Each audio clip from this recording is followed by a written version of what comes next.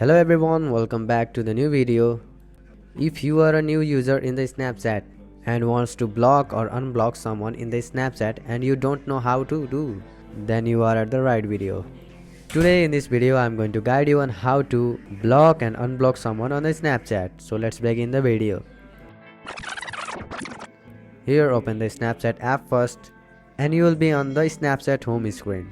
Now go to the chats, that is at the second in the bottom. And now long press at the chat which you want to block. Then you will see the several options like manage friendship, chat and notification settings, story settings. Just you need to click on the first option, manage friendship. And then here you will see the block option. So tap on it to block him or her. So this is how you can block the account. And now for unblocking, tap on the profile icon that is at the top left corner. And now tap on the settings. Here you will see the several options. Just you need to scroll down at the bottom and here you will see the several settings along with the blocked user options. So tap on it and now here you will see the blocked accounts which you have blocked. To unblock, tap on the unblock option.